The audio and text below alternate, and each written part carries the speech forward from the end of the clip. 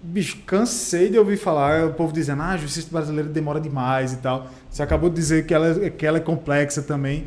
Então, assim, eu não sei até que ponto você tem conhecimento sobre algum sistema judiciário de outro país e tal, para fazer algum título de comparação. A gente pode comparar com o sistema americano, que inclusive é o que a gente vê muito nos filmes, né? Que às vezes você fica com aquele imaginário do que a justiça brasileira é igual aqueles júris, né, dos Estados Unidos e tal. Mas para a gente assim, ficar num recorte mais específico, se a gente comparar um pouco a nossa justiça criminal com a justiça criminal dos Estados Unidos, né? Lá existe um instituto chamado plea bargain, que é o chamado acordo penal. Uma pessoa é investigada, lá tem o District Attorney, que é o promotor de justiça lá da cidade, ele oferece uma acusação e o réu ele tem essa opção de fazer o plea, que no caso é o acordo. Uhum. Então, segundo as estatísticas, 95% dos casos lá dos Estados Unidos, casos criminais, são resolvidos no acordo. Então, aquilo que a gente vê nos filmes, do júri, com aquelas pessoas assistindo, os jurados, né, que vão julgar, aquilo ali acontece apenas em 5%, 4% dos casos. Caramba. Entendeu? Então, é por isso assim que, digamos assim, é mais célere quando há o acordo. Uhum. E quando as duas partes chegam ao denominador comum, acabou a disputa, acabou o conflito. Tem nem a presença do juiz. O juiz vai apenas homologar o acordo, entendeu? O juiz aí, o Ministério Público diz, você roubou a loja tal, então a pena máxima é de 10 anos. Mas se você confessar e se você não quiser admitir a culpa, a gente resolve aqui faz um acordo para você pagar 3 anos. Aí o cara, não, eu aceito. Aí assina um acordo, manda para o juiz homologa.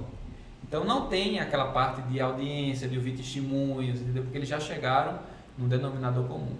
Entendi. E aí se você tem a disputa, aí você tem toda aquela fase que eu falei, oferece a denúncia, aí o outro responde a acusação, aí chama uma audiência, ouvir testemunha, não encontrou a testemunha, remarca a audiência. A testemunha está lá em São Paulo, está internada com Covid, pedir para remarcar, o advogado não pode, então... Aí começa a demora da justiça por conta disso, entendeu? Você tem um processo, você vai ouvir 10 pessoas, aí das 10 sempre tem 5 que não podem, aí já vai remarcar o ato, entendeu? Caramba. Então com isso vai demorando. Aí tem os o prazos. Pedido de vistas também, né? Isso, tem os prazos para recorrer, para apelar, aí a coisa vai, né, demorando. Então, recentemente, há 1 ano, 2 anos atrás, o Brasil... teve uma alteração legislativa, né? O Congresso Nacional aprovou naquele pacote anticrime. Sim. Que quando o Moro era ministro da Justiça, né? Um dos itens daquele pacote anticrime foi o acordo, o ANPP, que é Acordo de Não Persecução Penal, que é mais ou menos o plea bargain lá dos Estados Unidos. Tô entendendo. Então, o que é que a gente faz? A gente recebe o processo, aí, por exemplo, tem um inquérito de que determinada pessoa está sendo investigada por ter apresentado uma moeda falsa num bar, num posto de gasolina.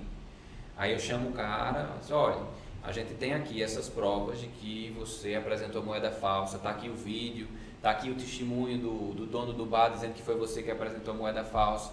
Esse crime aqui ele é punido de 2 a 6 anos de reclusão. Vamos fazer um acordo aqui, você confessa esse fato, você presta 1 ano de serviço à comunidade, você aceita? Aí o cara confessa, aceita, a gente assina um acordo, manda para o juiz, só para o juiz homologar. Então assim, já tem 1 ano, 1 ano e meio que nós estamos fazendo isso no Brasil. E já deu para sentir alguma diferença na celeridade? Sim, porque aí você não tem mais toda aquela fase de instrução, né, de audiência. A audiência, na verdade, é só para homologar o acordo que já foi feito. Então isso acaba desafogando o judiciário daquele grande volume de processos, né, porque... quando você tem um acordo, como eu falei, não tem conflito. Por que os processos se arrastam? Porque o conflito persiste, né? Uma parte não aceita aquela decisão do juiz, recorre. Aí o outro não aceita e recorre.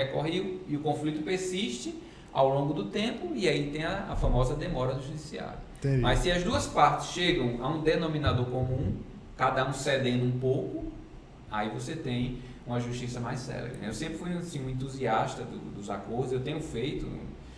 na minha atuação aí no âmbito criminal, tanto criminal como civil também hoje se permite fazer os acordos e tenho visto assim, ótimos resultados Que massa. de entrega de justiça e de celeridade. Porque quando a pessoa aceita aquele acordo, né, ou seja, confessa o fato, né, se confessei que de fato pratiquei aquele crime, aceita a sanção, até por exemplo,